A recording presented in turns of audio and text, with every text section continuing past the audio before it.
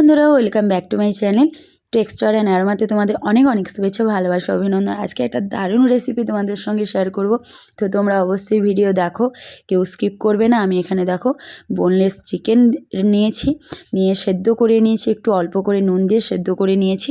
আর এখানে সবজি কি কি নিয়েছি দেখো, বাঁধাকপি, ধনেপাতা, কাঁচা লঙ্কা কুচোনো আর পেঁয়াজ কুচোনো, সব পরিমাণ মতনই নিয়েছি।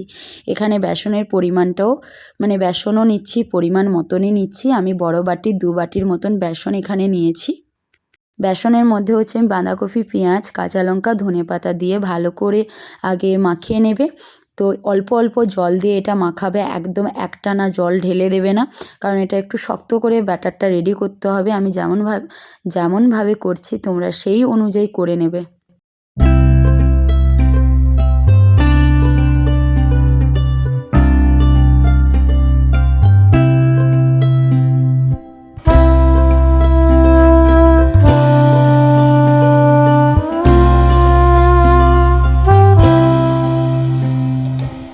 এখানে নুন স্বাদ অনুযায়ী দিয়ে দিচ্ছি, কারণ চিকেনে আমি অল্প করে হাফ চামচের মতন নুন দিয়ে রেখেছিলাম, এই জন্য এখানেও আমি পরিমাণ অনুযায়ী নুনটা দিয়ে দিচ্ছি।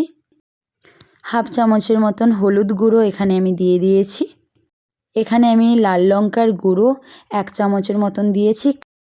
এক চামচের মতন কাশ্মীরি গুঁড়ো লঙ্কা অ্যাড করেছি এর মধ্যে। এখানে আমি 1 থেকে 1.5 চামচের মতন হচ্ছে মিট মশলা দিয়ে দিচ্ছি এর মধ্যে। তো এবার হচ্ছে আমি হাত দিয়ে ভালো করে একটু মাখিয়ে নেব। তো মাখানো কমপ্লিট হয়ে গেছে, দেখতেই পাচ্ছ আমি একদম শক্ত শক্ত করে কিন্তু মাখিয়েছি, কিন্তু ব্যাটারটা একদম নরম করিনি।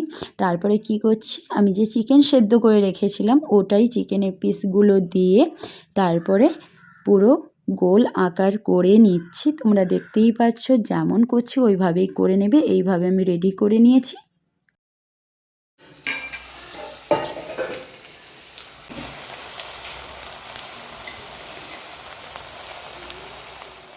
তো রেডি করে নেওয়ার পরে হচ্ছে কড়াই বসিয়ে দিয়েছিলাম, আর তেল গরমও হয়ে গেছিলো। আমি এখানে কড়াইতে দিয়েও দিয়েছি। তোমরা দেখতেই পাচ্ছ কেমন হচ্ছে, কিভাবে কি প্রসেসে করছি সেইভাবেই তোমরা করে নেবে।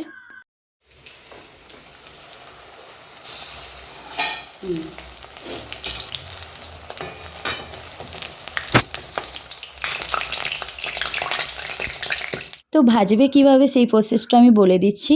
মিডিয়াম টু লোতে রাখবে, কারণ একদম হাই ফ্লেম করবে না, তাহলে কি হয় 2 দিক একদম কড়া হয়ে লাল হয়ে ভাজা হয়ে যায়। তো তোমরা ভাববে কি যে ভাজা হয়ে গেছে, কিন্তু খেতে গিয়ে দেখবে ভেতরে কিন্তু সব সবজি হোক বাঁধাকপি হোক বা বেসনটা দেখবে কাঁচা কাঁচা থেকে আছে, সেটা কিন্তু খুবই বাজে ব্যাপার আর বাজেও লাগবে। সেই জন্য একদম ফ্লেমটা কিন্তু লো টু মিডিয়ামেই রাখবে।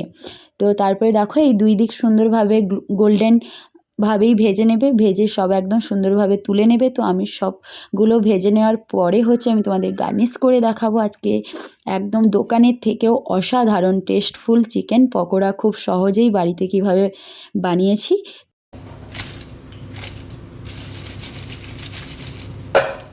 তো প্রায় সবগুলো ভাজা হয়ে গেছে, আর কিছুটা বাকি আছে। এটা হয়ে গেলেই আমি তোমাদের একটু গার্নিশ করে দেখাবো। আর এখানে দেখো একদম লাল লাল করে কিন্তু 2 সাইড ভেজে নিচ্ছি। আর কত সুন্দর ক্রাঞ্চি এসছে দেখেছো, পুরো একদম ঝরঝর করছে, পুরো একদম গরমগুলো নামিয়ে দিয়েছি, একদম সুন্দর খড়খড়, হাত দিয়ে ভেঙে দিলেই ভাঙা হয়ে যাচ্ছে, এত সুন্দর ক্রাঞ্চিনেস চলে এসছে।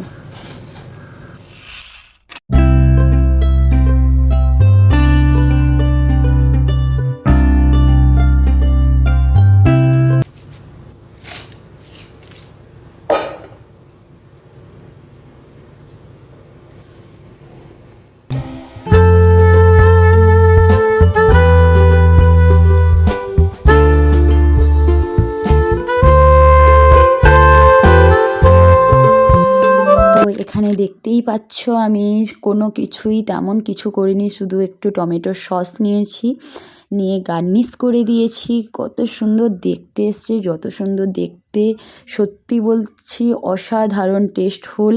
দোকানের থেকেও, দোকানে তো একদম ফালতুই বানায়, আমার একদমই ভালো লাগে না, সত্যি কথা বলছি। তো আমি বাড়িতে যেইভাবে এই প্রসেসে তোমরা বানাও, আশা করি সবারই খুবই খুবই খুবই ভালো লাগবে, আর দারুণ খেতে, দারুণ টেস্টফুল। তো আমি সুন্দর করে একটু সাজিয়ে দিয়েছি। আর তোমাদের এই চিকেন পকোড়ার রেসিপি যদি ভালো লাগে তাহলে তোমরা কি করবে অবশ্যই জানো, তাও আমি বলে দিচ্ছি, একটু লাইক করবে, শেয়ার করবে, সাবস্ক্রাইব করবে আর পাশে থাকা বেল আইকন বাটনে ক্লিক করে নিও, তাহলে আমার রান্নার ভিডিও সবার প্রথম তোমাদের কাছে পৌঁছে যাবে। তো তোমরা দেখতে থাকো, প্লাস বাড়িতে বানাও, এনজয় করো। আর কেমন হয়েছে আমাকে কমেন্ট বক্সে অবশ্যই কিন্তু কমেন্ট করে জানাবে। তো যারা ফেসবুক থেকে দেখছো তারা অবশ্যই কিন্তু ফলো করে নিও, আর যারা ইউটিউব থেকে দেখছো তারা অবশ্যই সাবস্ক্রাইব করে নিও। তো আজকের মতন সবাইকে টাটা, সবাই সুস্থ থাকো, ভালো থাকো, আর আমার নেক্সট ভিডিওর জন্য অপেক্ষায় থাকো।